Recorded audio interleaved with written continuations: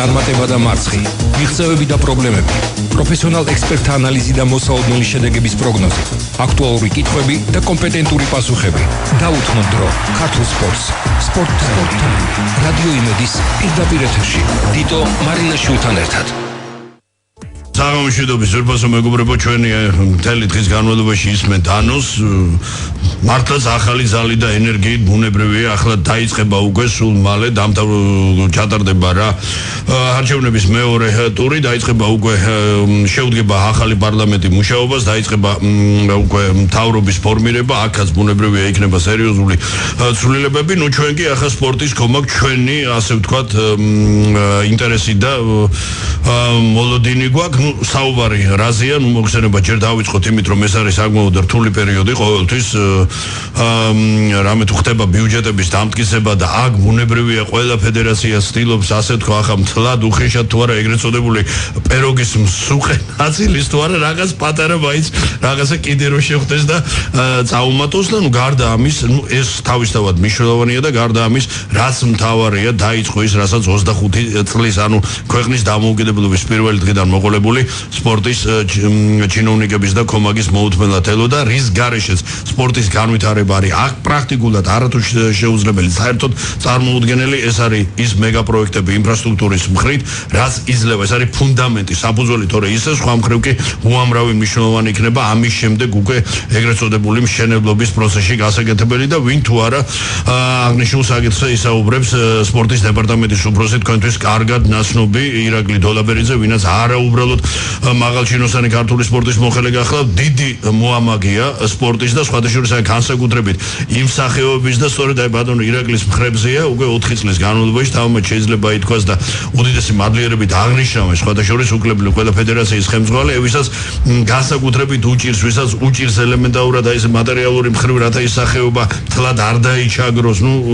არ დაიწიოს მთლად უკანა პლანზე. მოგხსენებათ, სპორტი არის ყველაფერთან ერთად ყოველდღიურად განახლებადი, ჭიდილი, ბრძოლა, ჟინი და შედეგი, რა თქმა უნდა, სადაც ნებისმიერი ცხოვრების სხვა სფეროსგან განსხვავებით შესაძლოა ყველაფერი კარგად გააკეთო და მაინც რისკი იმისა, რომ ვერ მიაღწიოს სასურველ შედეგს და წარმატებას, ასეც ხდება არა მარტო ჩვენთან, არავით საერთოდ სპორტის სოფლიო სპორტის სამყაროში. აი საკმაოდ დიდი შესავალი გავაკეთეთ და ბატონო ირაკლი დოლაბერიძე ჩვენ დღევანდელი გაცემის სტუმარი. ბატონო ირაკლი, საღამომშვიდობის და აი დავიწყოთ იცით უშუალოდ აი სწორედ ხსენებული მეგა პროექტებზე საუბრით, მანამდე კი აი მინდა რომ თქვენ შეაფასოთ აი ამ 4 წლის განმავლობაში აი რა შეიცვალა ქართულ სპორტულ სამყაროში, რა დახვდა თქვენ როცა მობრძანდით უშუალოდ აი სპორტის დეპარტამენტის უფროსის თანამდებობაზე და აი ყველაზე მნიშვნელოვანი მოკლედ ის რაღაცა პატარა ანგარიში რომ ჩააბაროთ სმენელს და ქართული სპორტის კომაკ რა გაკეთდა, ისე გაკეთდა საკმაოდ ბევრი რამ და შემდგომ ბუნებრივია ეს მეგა პროექტები რაც წეგან უკვე არაერთგზის აღვნიშნე. მოგესალმებით, საღამომშვიდობის, მე მინდა მივესალმო რადიო იმედის ერთგულ მსმენელებს, ქართული სპორტის გულშემატკივრებს, ჩვენს მოსახლეობას, ვისაც აინტერესებს და უყვარს სპორტი, იქიდან გამომდინარე, რომ სპორტი არის ჩვენი ქვეყნის სავიზიტო ბარათი და ვიცით რა სიხარულის მომტანი არის ჩვენი სპორტსმენების გამარჯვება საერთაშორისო ასპარეზზე.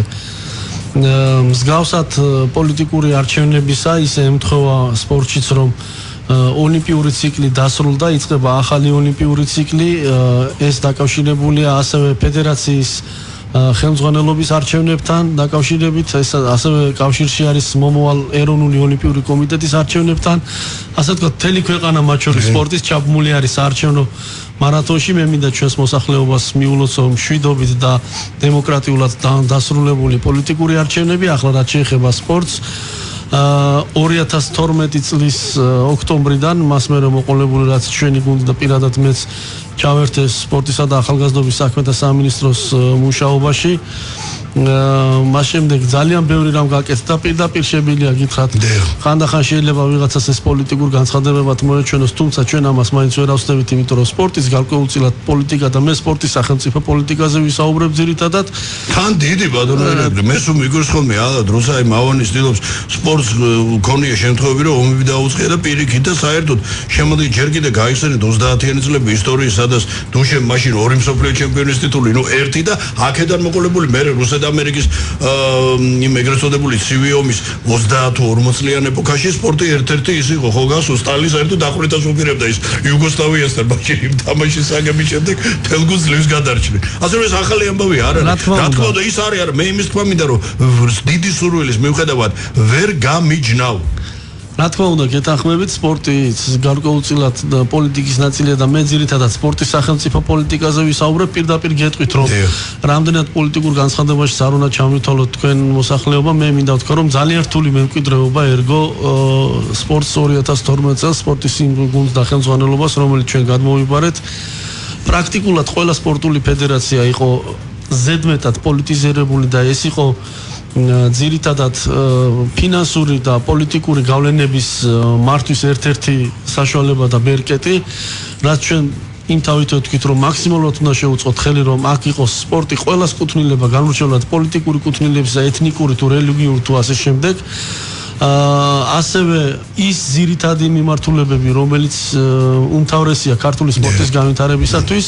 ეს არის სამი ძირითადი მიმართულება ეს არის სპორტული ინფრასტრუქტურა უმაღლესი სასპორტო და საერთოდ სასპორტო განათლება, ანუ კვალიფიცირებული კადრები სპორტში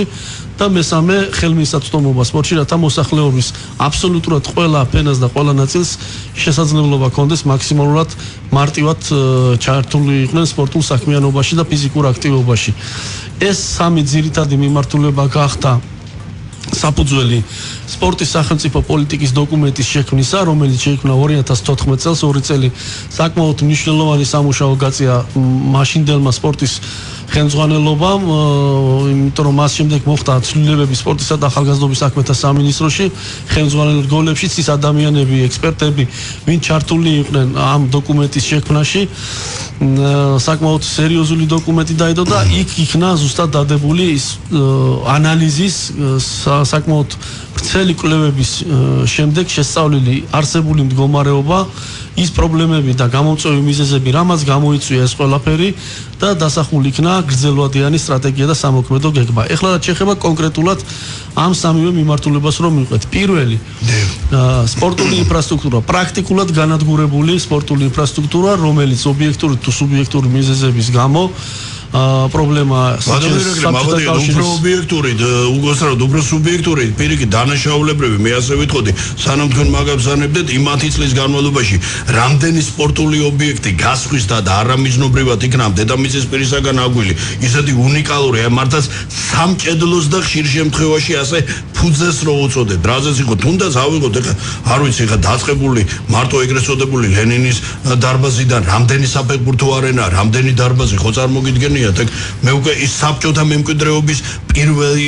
ეტაპი ის ხო ერთი ტალღა იყო და მერე წამოვიდა ამ 10 წლის განმავლობაში და რაღა დაგვჭირდა ხო? გეთანხმებით, პირველი ტალღა იყო საბჭოთა კავშირის მოშლის შემდეგ, რომელიც ყველაზე მეტად ინფრასტრუქტურით სპორტის სფერო დაზარალდა. მაგრამ შემდგომი ის წლები, 9 წელი, რომელშიც მიზან მიმართულად მიდიოდა დანაშაულებრივად, როგორც პრივატიზება კანონის დარღვევით, იმიტომ რომ დღესაც კი იმ ძველი მოქმედი კანონმდებლობით, რომელიც არსებობს სპორტში, პირდაპირ წერია, რომ იკრძალება სპორტული ინფრასტრუქტურის პრივატიზება ან გასხვისება მისი პროფილის შეცვლით. ანუ ასეთი ამისა ხდებოდა სპორტული ობიექტები, რომელიც თქვენ ჩამოთვალეთ და არაერთი იყო სამწუხაროდ ასე ძირითადად ეს ხდებოდა თბილისში, იმიტომ რომ თბილისი გახდა ეკონომიკური ბრწყალებში ვაი ბიზნესმენების ინტერესის სფეროში, რადგანაც მისი ღირებულება თბილისში გაცილებით ძვირი იყო, ვიდრე საქართველოს რეგიონებში, რაიონებში და ასე შემდეგ. ჩვენი მოსვლისთანავე 2012 წელს მე საჯაროდ განვაცხადე, რომ ჩვენთვის იქნებოდა აი როგორც პოლიტიკისთვის და ქვეყნისთვის აფხაზეთის და სამაჩაბლოს დაბრუნება ჩვენი ქვეყნის შემადგენლობაში ეს იქნებოდა ჩვენთვის სამი ძირითადი ობიექტის დაბრუნება ეს იქნებოდა სპორტის უნივერსიტეტი თქვენ ახსენეთ წეგან ეგრეთ წოდებული ლენინის დარბაზი კონსტიტუციის ქუჩაზე უდიდესი სპორტული კომპლექსი და ასევე ტრადიციული ძველი პეტრიაშვილის ქუჩაზე არსებული ეგნატაშვილის სახელობის ტანვარჯიშის დარბაზი, რომელიც მართლაც ისტორიული სპორტული ობიექტები იყო. მე მაშინ განაცხადე, რომ სპორტის უნივერსიტეტის დაბრუნების თემა უკვე საკმაოდ მომწიფებული იყო და უკვე 2013 წლის 18 მარტს მაშინდელმა პრემიერ-მინისტრმა ბატონმა ბიძინა ივანიშვილმა მოაწერა ხელი სპორტის უნივერსიტეტის დაფუძნების შესახებ და მთლიანად ეს ტერიტორია აღდგენილი და გადმოცემული იქნა სპორტის უნივერსიტეტისათვის, ხოლო მის, რომელსაც ჩვენ აფხაზეთის და ეგრეთ წოდებული სამაჩაბლოს დაბრუნების ტოლფასად აღიქვამდით, მინდა გითხრათ ძალიან დიდი სიამაყით ეგრეთ წოდებულ სამხრეთ ოსეთის ეგრეთ წოდებული სამხრეთ ოსეთის ხო თქვით რომ უნდა დავაბრუნოთ ტანვარჯიშის დარბაზი პეტრიაშვილის ქუჩაზე, რომელიც წართმეული იქნა სპორტისთვის. მე ვითომ და გადაცემული ანსამბლერის იონისთვის, რომელიც ვერ იყენებდა აბსოლუტურად ამ დარბაზს, მაგრამ ეს იყო ჯინაზე გაკეთებული. იქნა დაბრუნებული და მე მინდა მადლობა გადაუხადო ყველა იმ ჩვენათ ანაგმუნდელს, ვინც მონაწილეობა მიიღო მის დაბრუნებაში დაწყებული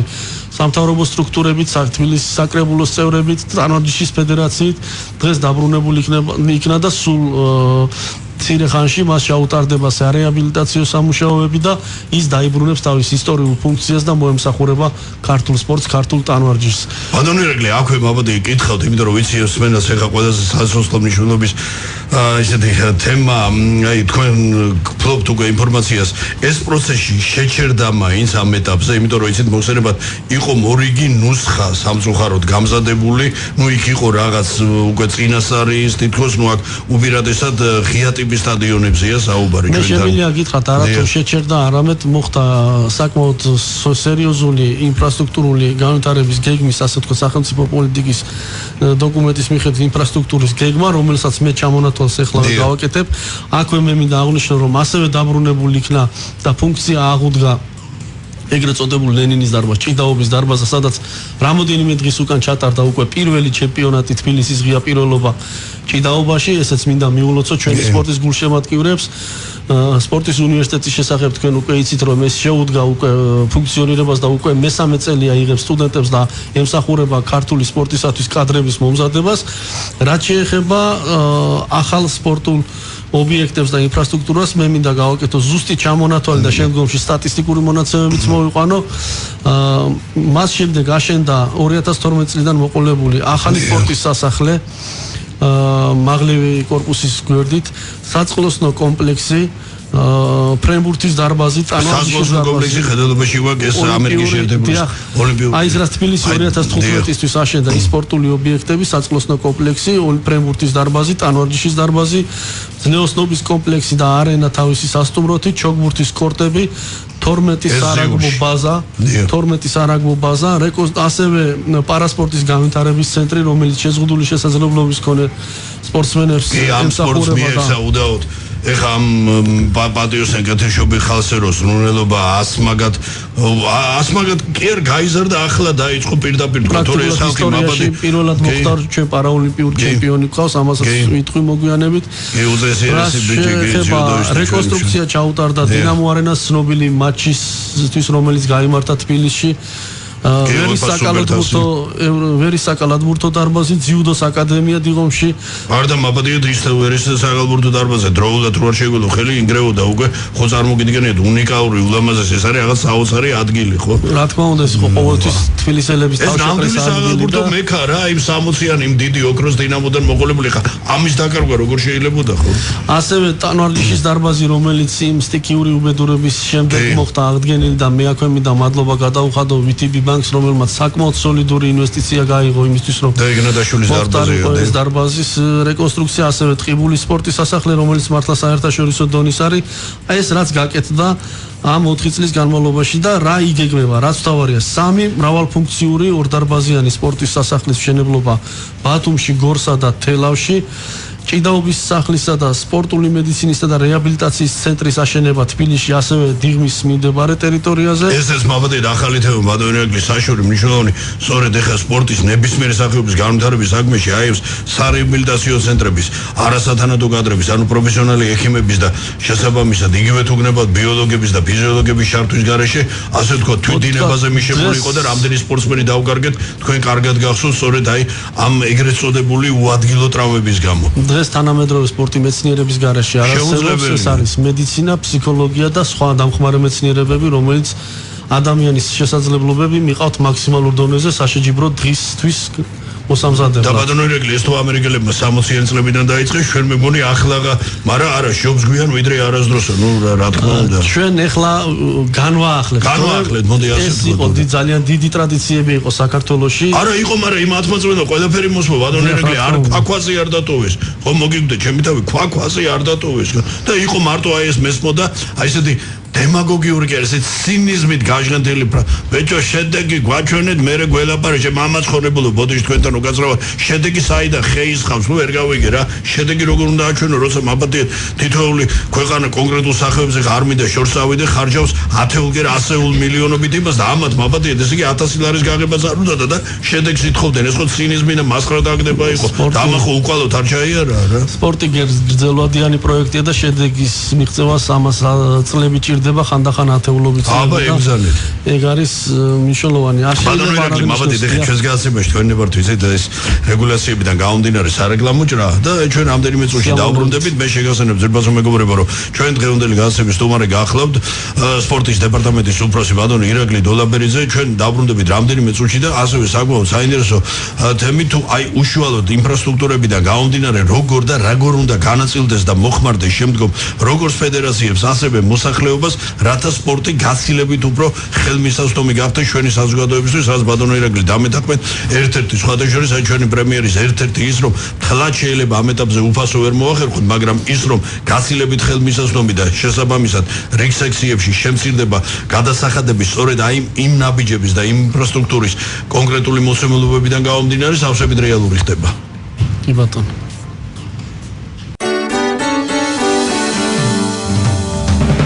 Sport Time. Radio Imedis პირდაპირ ეთერში. დიტო მარინაშვილთან ერთად. ვაგზელებ ძებასო მეგობრებო ჩვენს დღევანდელ გადაცემას მე კიდევ ერთხელ შევასწავლებ რომ აი ყველაზე მნიშვნელოვანი ის რაც დაიწყო ასე ნანატრი თუნდაც 25 წლის დაგვიანებით, მაგრამ ყველაზე მნიშვნელოვანი მეგა პროექტები, სპორტული მეგა პროექტები, რაც ქართული სპორტის საომავლო განვითარებას უზრუნველყოფს, ეს არის თუ გნებავთ აი მართლაც გვაკუთხედი ყველაზე მნიშვნელოვანი საკითხი, რაზეც იქნება აგებული შემდგომ უკვე ჩვენი საომავლო პერსპექტივები და სპორტის დეპარტამენტის უფროსი ბატონი ირაკლი დოლაბერიძე ჩვენი გადაცემის სტუმარი. ბატონი ირაკლი, თქვენ ჩვენ საუბრობთ ეხლა გაისად გველის აღნიშნულ პროექტებთან დაკავშირებით და გველის ქვეყანაში ორი უმნიშვნელოვანესი ასპარეზობა ეს 19 წლამდელთა ევროპირველობა ფეხბურთში, ასევე ნუ მორაგბეთა ალაფა ეს 20 წლამდელების რაც სწორედ იწვევს მარტო დაანონსებულ 10 არენის აგებას, ხო 10 არენა. ბატონო ირაკლი, მხოლოდ ერთი კითხვა, რომელიც სხვადასხვა ძალიან ბევრი კომაგისგან ალბათ დარწმუნებული ვარ. თქვენს ხსმენიათ, არა ღმერთმა გრა შავეტიოთ, მაგრამ ხო არ გეპატარავებათ ციფრი, იცით რომ ეყოფა ის თანხა, რაც გაჟღერებული იყო ამ 10 არენის აგებას, თუ არ ვცდები იყო საუბარი 1,900,000 ევროზე, ხო? მოდით ესე ვთქვათ, რადგან ჩვენ ვახსენეთ ის მნიშვნელოვანი ღონისძიებები, რაც საქართველოში იგეგმება, სხვადასხვა ესეც ერთ-ერთი მთავარი პრიორიტეტი იქცა ჩვენი სპორტისა და ახალგაზრდობის საქმეთა სამინისტროსი, რომ რაც შეიძლება ბევრი საერთაშორისო ტურნირი წამოვიღოთ ქვეყანაში სამასპინძლოდ, რომ გარდა ქვეყნის იმიჯის შექმნისა და პოპულარიზაციისა, ამას უდიდესი დატვირთვა აქვს სპორტული ტურიზმის კუთხით და ეს არის დამატებითი ინვესტიცია, როგორც მაბადიეთ ხარისხიანი, ხო? ბატონელი ერთადერთი გამონაკლისი მაშინ აი იმ ეგრეთ წოდებულმა რეჟიმმა და დიქტატურამ რო შემოგვიტანა ეს სატყუარასავით რო შემოაგდო ის ფესტივალზე მე სწორედ გამიგეთ მე არამარტო სუბიექტური აზრი მე მაქვს რომ ეს იყო ჩვენთვის აი ყოველ მხრივ ძალიან ისეთი მე ხა რატო ავრო საომალო ჩვენ მსგავსია მაგრამ აი ეს კი ბატონო ეხა ორი მშვენიერი ხო ერთი მეორეზე უკეთესი ასევე მესამე სათამაშო სახეობების წელი დგება ჩვენ გასულ წელს და წელს არაერთი ინდივიდუალურ სახეობებში არაერთი საერთაშორისო მასშტაბურ ძალიან დიდი მასშტაბის საერთაშორისო შეჯიბრებები ჩავატარეთ რაც შეეხება მომავალ წელს ეს არის სათამაშო სპორტის სახეობებში უდიდესი შეჯიბრებები ეს არის როგორც თქვენ ბრძანეთ ფეხბურთი 19 წლამდელები 20 წლამდე მსოფლიო პირველობა რაგბიში და არ დაგვავიწყდეს 19 წლამდე მსოფლიო ჩემპიონატი ხელბურთში რომელიც არ ჩატარებულა აი სწორედ ამისათვის ამ ვალდებულებების აღების გამო საქართველოში იგეგმება მრავალფუნქციური ორდარბაზიანი სპორტის სასახლეების მშენებლობა იმ ქალაქებში სადაც ტარდება ეს ხელბურთის შეჯიბრებები ეს არის ბათუმი, გორი, ქუთაისი, თელავი ჭიდაობის სასახლეზე თქვით ჩვენ და ის 10 საფეხბურთო და 10 სარაგბო მოედნის მშენებლობა თბილისში, რუსთავსა და ქუთაისში რომელიც ამ სახეობებს მოემსახურება და ეს არის რა თქმა უნდა უდიდესი მონაპოვარი ჩვენი სპორტული ინფრასტრუქტურისთვის, ასევე ზუგდიდის ცენტრალური საფეხბურთო სტადიონი, ბათუმის ცენტრალური საფეხბურთო სტადიონი, ასევე რეგიონში არსებული ყველა საფეხბურთო მოედნების რეკონსტრუქცია. ბატონო, მოვდით და აჭარა ძალიან დაგვიჩაგრა ბოლო პერიოდში ფაქტიურად ხო წარმოგიდგენია ორი მშვენიერი გუნდი და ბათუმი აჭარის დედაქალაქი პრაქტიკულად სპორტული არენის გარეშე დარჩა. ამის არასაფეხბურთო არენა, არასარაგბო არენა გახსოვთ ხო? არასპორტის სასახლე და აი სასპორტო სკოლის იმედადღა იყო ამ ხელა უზარმაზარი ქალაქი დარჩენილი. ასევე ამ ჩამონათვალს შეემატება 4 სარაგბო ბაზა და მარნეულში 3000 კაციანი UEFA-ს მეორე დონის სტადიონი. ბათუმი რახან ვახსენეთ, მე შემიძლია გითხრათ, რომ არაერთ საერთაშორისო ფედერაციაში დაისვა კითხვა და ინიციატივა აპირებთ თუ არა მასპინძლობას სხვადასხვა საერთაშორისო ტურნირებისა ბათუმში. ყველას აქვს ინტერესი ბათუმში ჩამოსვლის, ყველას აქვს ინტერესი შავი ზღვისპირა ულამაზეს ქალაქში მიეცეს შესაძლებლობა სპორტული შეჯიბრების ჩასატარებლად და მონაწილეობისთვის, თუმცა მიუხედავად იმისა, რომ ბათუმი ძალიან კარგად ტურისტულად კარგად ვითარდება, იქ არ არის სპორტული ინფრასტრუქტურა და სწორედ ამისათვის კეთდება იქ ეს როგორც სათამაშო სახეობებში, ასევე ინდივიდუალურ სახეობაში მულტიფუნქციური სპორტული კომპლექსები, რომელიც მისცემს შესაძლებლობას ჩვენს ქვეყანას გარდა თბილისისა, მის სხვადასხვა და მათ შორის აჭარაში, ულამაზეს ბათუმში უმასპინძლო შეჯიბრებას. თქვენ იცით, რომ 2018 წელს ასევე ბათუმში დაგეგმილია საჭადრაკო ოლიმპიადის გამართვა. ეს საერთოდ ეს ჩემი აზრით დღემდე ყველაზე მნიშვნელოვანი სპორტული მოვლენა იქნება თავის სიდიდით, იმიტომ რომ თქვენ რო პოლიტიკა ბრძანეთ, ბატონო, ეს ზუსტად აი იმ პოლიტიკის საკმაოდ ისეთი მაღალ თამასას წევს და უმაღლესი ქვეყნის პირები მოსვენებად არიან ჭადრაკი დაგებული, ასე რომ ეს ბათუმის ოლიმპიადა იქნება უდაოდ გამორჩეული აქ. ისეთი სტუმრიანობა იქნება და ისეთ ხალხშველოდებით, რაც ქვეყნისთვის იქნება ძალიან მნიშვნელოვანი. მინდა პოლიტიკური კუთხით სპორტს რო თავი დავანებოთ. რა თქმა უნდა, ასევე მინდა აღვნიშნო, რომ სპორტისა და ახალგაზრდობის საქმეთა სამინისტროში სულ ძალიან მალე მოკლე პერიოდში დაანონსდება და პრეზენტაცია მოხდება ელექტრონული რუკის შექმნისა, რომელიც მისცემს შესაძლებლობას ნებისმიერ ადამიანს საქართველოში ელექტრონულად მოძებნო სპორტული ობიექტი დატანილი ჩვენს რუკაზე და მიიღოს დეტალური ინფორმაცია, თუ სად შეიძლება ამ სპორტულ ობიექტზე სასწავლო საწვრთნელი პროცესის გავლა, ღონისძიებაზე დასწრება და ასე შემდეგ. ესეთი მკვლევარი მეგზური მეგზური, რომელიც დეტალურ ინფორმაციას მიცემს ნებისმიერ მოქალაქეს სპორტულ ობიექტთან დაკავშირებით. დღეს ასეთი 332 სპორტული ობიექტია დატანილი ქვეყნის მასშტაბით, ამას ემატება მარტივი ტიპის ღია სპორტული მოედნები, რომელიც სულ ჯამში 534 სპორტულ ობიექტს მოიცავს. ეს შეიძლება ციფრები ვიღაცისთვის ცოტა დიდ ციფრად მოგვეჩვენოს, მაგრამ მე როგორც სპორტის სპეციალისტი მინდა გითხრათ, რომ მიუხედავად კოლოსალური გაწეული სამუშაოს და მიუხედავად იმ დაგეგმილი მეგა პროექტებისა, რომელიც ქვეყანაში კეთდება და გაკეთდება, იმედი მაქვს და წარმატებით დასრულდება, ეს მაინც არ არის ის ციფრი, რომელიც თქვათ ევროპულ განვითარებულ ქვეყანას დააკმაყოფილებს, იმიტომ რომ მოსახლეობიდან გამომდინარე, სპორტული ტრადიციებიდან გამომდინარე, ქალაქებისა და რეგიონების სპეციფიკიდან გამომდინარე, მაგალითისთვის რომ ავიღოთ, თქვათ, უნგრეთი, იქ არის 9000 სპორტული ობიექტი, ფინეთში 30000 სპორტული ობიექტი. მაგრამ მე იმედი მაქვს, რომ ფინეთს ეს მარტო ხო წარმოგიდგენია და ეს სომი ხო თითქოს ეს სივსისხლიანი რაღაც ჩრდილოეთის ხალხი, მაგრამ როგორი სპორტული მინიძერჟავაა, ხო? მე იმედი მაქვს, რომ ის ერთი მიმართულება, ძირითადი, რასაც სპორტული ინფრასტრუქტურა ქვია, საქართველოში მართლაც წარმატებით ვითარდება და განხორციელდება და ჩვენს ქვეყანას ექნება ძალიან ბევრი მრავალფეროვანი საერთაშორისო და ეროვნული სტანდარტების მქონე სპორტული ობიექტები. ეს იყო ის პირველი ძირითადი მიმართულება, რომელზეც ჩვენ დავიწყეთ საუბარი. ბატონო რეგლი, ახლა კიდევ ერთი მნიშვნელოვანი, რაც ჩვენ აღვნიშნეთ კიდეს, მოხსენება ჯერჯერობით სამზღვაროდ, ახლა ისეთი ტემპით არ მიდის ეს ამის უამრავი მიზეზია, აი ასე ვთქვათ, ჩვენი ეკონომიკური მდგომარეობის გაუმჯობესება, აქედან გამომდინარე ნებისმიერ ოჯახს, ნებისმიერ მშობელს აქვს ერთგვარი დილემა, იცით, აი ამ გადასახადებთან დაკავშირებით და აი აქ ბატონო ირაკლი, მე ვიცი რომ რაღაც სიახლეები ელის, აი კიდევ ერთხელ ვამბობ, ფთლად ეხა ჯერჯერობით სახელმწიფოს არ ძალოს, რომ რიგი სპორტის სახეობები ბავშვთა სპორტის მხედველობაში მოზარდთა სპორტი გადაიყვანოს ფთლად უფასო მომსახურებაზე, თუმცა აქ სერიოზული უკვე იგივე ფასებიდან და შეღავათებიდან გამომდინარე ძრები იქნება აქამდე თუ ერთეულები იყო, არა, კი ბატონო, იცით, კერძო დარჩება, ეხა კერძო აკადემიის წინააღმდეგი არა, როგორ შეიძლება ვინმე იყოს, მაგრამ ამ მხედველობაში მაგ აი ის ობიექტები თქვენ რაბზანეთ, სადაც აი იქ უკვე ელემენტალურად ასე ვთქვათ სექციაში დასაქმება უკვე უფრო ხელმისაწვდომი იქნება. აი ამასთან დაკავშირებით ბატონო აი გადავიდეთ მეორე მიმართულებაზე, რომელიც გახლავთ სპორტის სახელმწიფო პოლიტიკის დოკუმენტიდან გამომდინარე, ეს არის ხელმისაწვდომობა და ჩართულობა სპორტში. ამ მიმართულებით ასევე ჩატარდა საკმაოდ სოლიდური კვლევა და ჩვენ მივიღეთ სამწუხაროდ ისეთი ციფრები, რომელიც ძალიან დაბალი პროცენტია სპორტში და ფიზიკურ აქტივობაში ჩვენი მოსახლეობის ჩართვის დაწყებული პატარა ასაკით დამთავრებული უფროსი ასაკის ადამიანებით. აქ არ არის ლაპარაკი დიდ სპორტზე, აქ არის ფიზიკურ აღზრდაზე, ერის ჯანმრთელობაზე, რომელიც უმთავრესია და უმნიშვნელოვანესია და სწორედ სპორტის სამინისტროს ერთ-ერთი პრიორიტეტი ასევე მასობრივი სპორტის განვითარება, იმიტომ რომ ერის ჯანმრთელობა ეს არის სწორედ ის სახელმწიფო პოლიტიკა, რომელიც უმთავრესია. დიდი სპორტი არის პირამიდის წვერი, ამას ფედერაციები, ეროვნული ოლიმპიური კომიტეტი და სამინისტრო ერთობლივად ასე თუ ისე და მე ვფიქრობ, რომ წარმატებით ვართ თავს, თუნდაც რიოს ოლიმპიური თამაშების შედეგი ამის დასტურია. რაც შეეხება ხელმისაწვდომობას მართალი ბრძანდებით, მაქსიმალურად უნდა შეეწყოს ხელი განსაკუთრებით ახალგაზრდა თაობას, რომ მიეცეს შესაძლებლობა ჩართული იქნას ფიზიკურ აქტივობაში და სპორტში და ამის ინიციატივაა სწორედ სახელმწიფოს მხარდაჭერა მასობრივი სპორტის განვითარების კუთხით და იმ სისტემების დანერგვა, რომელიც იგეგმება მომავალში ჩვენს ქვეყანაში, განსაკუთრებული დიფერენცირებული მიდგომა ნიჭიერი ახალგაზრდებისთვის და იმ კატეგორიის ადამიანებისთვის, ვინც მოკლებულია შესაძლებლობა სრულად დაფაროს თავისი ხარჯები, რომელიც ჭირდება სპორტში მეცადინეობას. დღეს მოდი ესე ვთქვათ, უფულოდ არაფერი არ ხდება,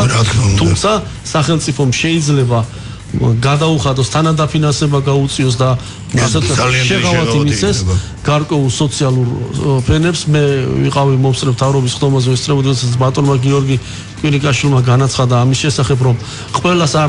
ყველასზე არ არის აუცილებელი ამის გავრცელება, იმიტომ რომ არიან ადამიანები, მათ შორის თავის მოიყვანა, მაგალითად, რომ ჩემი შვილი არ უნდა იყოს განთავისუფლებული გადასახადისგან, იმიტომ რომ მე მაქვს ამის შესაძლებლობა და ვისაც აქვს უნდა კონდეს უბრალოდ იმის შეგნება, რომ მისმა შვილებმა ჯანმრთელობით დაკავდნენ და სპორტით დაკავდნენ და ამით შეუწყოთ ხელი,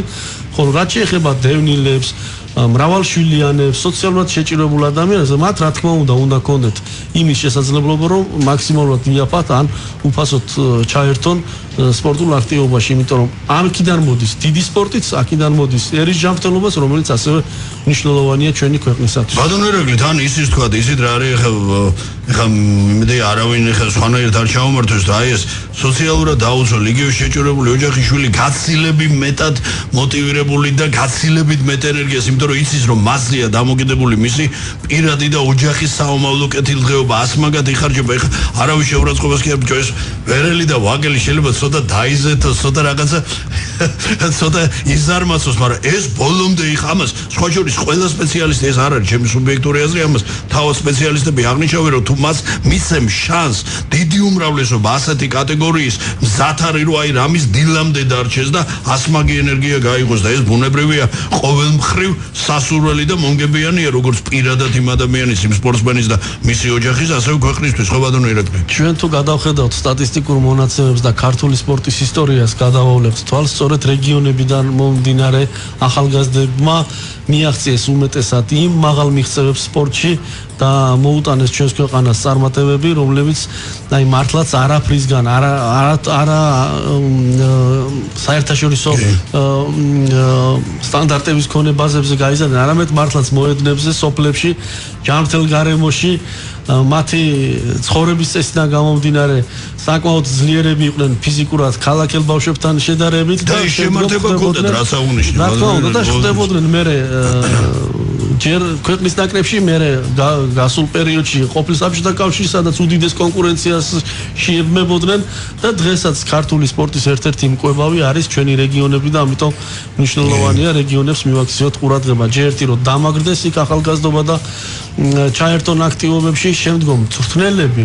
და აქვე მინდა აღვნიშნო ჩვენი მთავრობის საკმაოდ კარგი ინიციატივა კანონი მთის შესახებ და იმ რეგიონებში, სადაც მთიან რეგიონებში უწევს წვრთნელებს მოღვაწეობა, იქ უკვე 2017 წლიდან მათ უკვე მიეცემათ დამატებით სახელფასო დანამატები წვრთნელებს ანაზღაურებაში და აქ კიდევ უმთავრესია რომ ის ჩართულობა სპორტში რაც ჩვენ ბავშვებს ექნება მიეცემათ შესაძლებლობა ასევე ამ პროცესებში ჩართული იყვნენ სასწავლო საცნო პროცესში კვალიფიცირებული კადრები. ბატონო კიდევ ერთი თემა რომელიც აბსოლუტურად მე თქვენი ძალიან კარგად ვესვის პირადად თქვენ რამდენჯერ გაგეს გაჟღერებული ესე ზაგმოდ ისეთი ნობიერი რაღაცა მოწოდების მაგრამ აუცილებელია გასო ეს ორი არ არსებობს ეხა სპორტის სამინისტრო ძირფასო მეგობრებო უშუალოდ სპორტის განვითარების მხრივ გადადგა სერიოზული ნაბიჯი რაც არ უნდა იწვალო თუნდაც სასწაული ბიუჯეტი კონდეს პირობითად ვამბობ აი ორი უმსხვილესი სამინისტროს გარეშე ეს არის ჯანმრთელობის დაცვის სამინისტრო და განათლების ეხა განათლების სამინისტრო მაბადე დღემდე ნამდვილად ქაჯეთის სიხეთ იყო ქცეული სპორტის მიმართ მე ხა არ მინდა რა ეხა მართლა ნერვები ავიჭადო ის რა დამოკიდებულებას ჰქონდა ეხა ჯანმრთელობის დაცვის სამინისტროს ბატონიერა გლისი რაღაც მედალს რო ორი მხარე აქვს ერთი მხრივ ჩვენი დადგა სერგეი ლუკას თვითონ მორაგბე თვითონ ძველი სპორტსმენი არა კვირდება კი მაგრამ ეხა რამდენად მოდის იცით მაგრამ ფაქტია რომ ჯერ კიდევ იცით აი თქვენ წეღარო ბძანის სარეაბილიტაციო ცენტრები ეს ყველაფერი იცით ამაზე ალბათ დამეთანხმებით რომ სამინისტრო მე ხა მთლიანად თუ ვერ უზრუნველყოფს ნუ სოლიდური წვლილი უნდა შეიტანოს ხო და განათლების სამინისტროს არ ვიცი ხა მოვიდა ეხა ეს ახალგაზრდა ეხა ისეთი ენერგიით სავსე გაზიდა თუ არ იქნება სპორტთან მწყრალი მე არ ვიცი ხა პირადად ჯეჯელებას რა დამოკიდებულება გამოს უახლოეს მომავალში გავიგეთ მაგრამ რაღაც რო უნდა შეიცვალოს ფაქტია ხო აი ესე მაბადია თვითდინებაზე მიშვებული და ისე ბოდიში და უკვე ის აღარ არის ეხა ჩემ დროს რო იყო ფიზკულტურის მასწი უკვე მასწის დონეზეც აღარ არის ხშირად რაღაც სასწაული ხდება და ამ დროს ყველა ფედერაცია ადგენს ბიუჯეტს კი როგორც პროექტს სადაც არის იცით აი განსაკუთრებული როლი სკოლის ინსტიტუტის ლაპარაკობს სტუდენტო სპორტზე სტუდენტურ თამაშებზე ვაიმე რა უნივერსიადები რა და ისიც სხვათა შორის ნიკაც უკვე კვალიფიციურ კადრებთან დაკავშირებით აერევი თქვენ ახსენეთ ბატონრეგლი ჩვენთვის საშუალო აი არტერია გადაგვიხსნეს სხვათა შორის რეჟიმმა აი მაშინ როცა გააუქმეს უშუალოდ აკადემია სპორტის აკადემია საერთოდ უნდა მოვიდეს სპეციალისტი როგორ მაინტერესებს სიცხი ნამდვილად ჩვენ მივადექით ასევე მესამე მიმართულებას კვალიფიცირებულ კადრებს სპორტში ეს არის უმთავრესი იმიტომ რომ როგორც ახსენე ინფრასტრუქტურა დაიწყო ბაზების დაბრუნება რის გარეშეც ხო მაბადე როგორც ეხა ქირურგიას დაფაზე ვერ ისწავლის ადამიანის სპორტის შეუძლებელი არ არის გარეშე ხო ინფრასტრუქტურა ამ ინფრასტრუქტურაზე კვალიფიცირებული მწვრთნელები და კადრები და ბავშვები რომლებიც დაკავდებიან სპორტში ეს სამი კომპონენტი რომელიც ქმნის მძლავრ ძალას სპორტის განვითარებისთვის და არა მარტო სპორტის ფიზიკური აღზრდის განვითარებისთვის რაც შეეხება უწყებებს რომელიც თქვენ ჩამოთვალეთ გამორიცხულია ამ სამი სახელმწიფო სტრუქტურის თანამშრომლობის გარეშე სპორტის განვითარება და კიდევ ერთხელ ვამბობ არა მხოლოდ სპორტის ფიზიკური აღზრდის და სპორტის განვითარება სულიერი ჰარმონიული გნება თუნდაც ის რომ ჯანსაღი ცხოვრების წესი და სიცოცხლის ხანგრძლივობა ბატონი ერაგლის სურო შევეშვა და კაი მოუგდა პატრონი თქვათ პროფესიულ სპორტს ელემენტარულად ხო დღევანდელ პირობებში რასაც უნდათ რაც ვეკვებებით გლობალური კატასტროფის წინაშე პლანეტა დგას ამ ფონზე ხო წარმოგიდგენთ გაასმაგებული მნიშვნელობა აქვს სპორტს ჩვენ მივისწრაფით ევროპისაკენ და მოვიყვან ერთ მაგალითს ევროპის კავშირის სპორტში დახარჯული 1 ევრო ტოლფასია ჯანდაცვის სისტემაში 12 ევროს ეკონომიის ამით ყველაფერი ნათქვამია რა თქმა უნდა რაც შეეხება განათლებას ჩვენ ყველანაირად უნდა ვეცადოთ რომ განათლებული აღზრდილი და კარგი თაობა გყავდეს, თუმცა ჯანმრთელობის და ჯანმრთელი ბავშვების გარეშე ნებისმიერ განათლებას ფასი ეკარგება. ამიტომ განათლების სამინისტროს როლი ამ მიმართულებით არის განუზომელი და მე ვფიქრობ, რომ განათლების ახალი მინისტრი მის გუნდთან ერთად, მის შემადგენლობასთან ერთად ჰარმონიულად ვიმუშავებთ ჩვენ ქართული სპორტის, მათ შორის ახალგაზრდა თაობის მაქსიმალურად ჩართვაზე სპორტში და არაერთი კარგი პროექტი გვაქვს ჩვენ წამოწყებული. ეს არის სასკოლო ოლიმპიადა და რაც შეეხება სასწავლო პროცესში სპორტის გაკვეთილების ეგრეთ წოდებული სპორტი, ესეც მახინჯი ფორმა იქნა გადმოტანილი, მე მინდა საზოგადოებას განვუმარტო, რომ სპორტი არის საშეჯიბრო საქმიანობა, ხოლო სკოლაში ბავშვები უნდა იყვნენ დაკავებული ფიზიკური აღზრდით. სპორტი შეიძლება კლასგარეშე იყოს, მათი მონაწილეობა შესაჩიჯიბრო საქმიანობაში, ჭაბუკები, ახალგაზრდების ასაკი, მე შემდგომ საუნივერსიტეტო სპორტი და დიდი სპორტი, რომელიც მე არა, ის ძალიან ბევრი ბიუროკრატიული ბარიერი, აი, ელემენტარულ მაგალითს მოგიყვანთ, ბარიერი ყველაზე მნიშვნელოვანია, რომ თურმე ხა როგორც გავარკვიე, ესე იგი სკოლის დირექტორს არ აქვს, თქვა, უფლება, რომ თუ განათლების სამინისტრომ არ ჩაატარა სარემონტო სამუშაოები სკოლის როგორც მიმდებარე სკოლის კუთვნილებაში მყოფ თუნდაც ღია ტიპის და ასევე დახურული ტიპის დარბაზში ხო წარმოგიდგენია შესაძლოა კონდეს ბევრი დირექტორი არსებობს თუნდაც რომელთაც აქვს სურვილი, მაგრამ არ კონდა დღემდე ნებართვა. ეხლა ამ ხელა ხო დანგრეული დარბაზი აყრილია და კი მოღრეცილი ფარი ეხლა ამის გარდა არსებობს ერთ-ერთი რთული პრობლემა, რომელიც მდგომარეობს შემდეგში, რომ სკოლაში სასწავლო პროცესის დასრულების შემდგომ სპორტული დარბაზები და ობიექტები არის დაკეტილი და არ ეძლევა შესაძლებლობა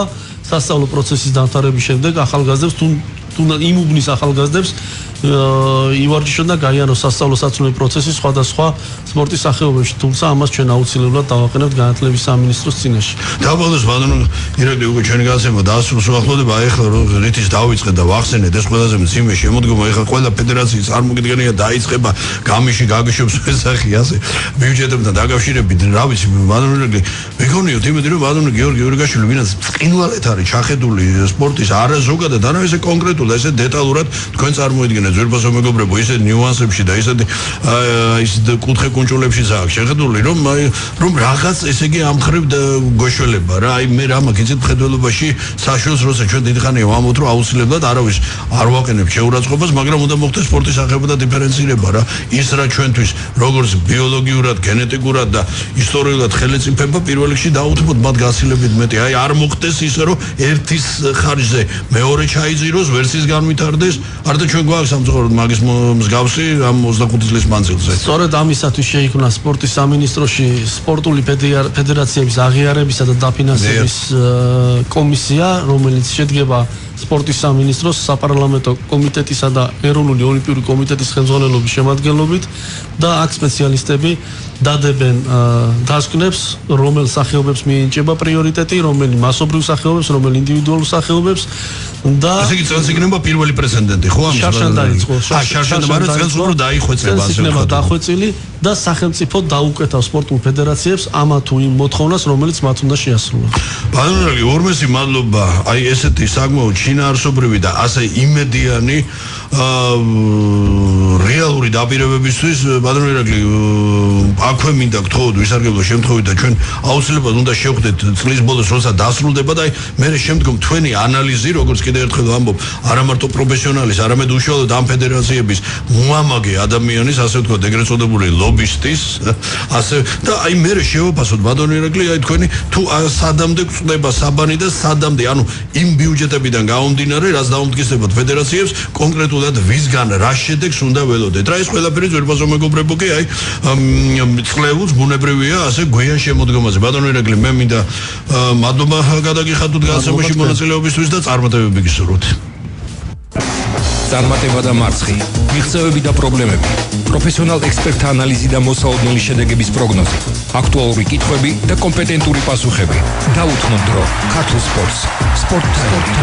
რადიო იმედის პირდაპირ ეთერში დიტო მარინაშვილთან ერთად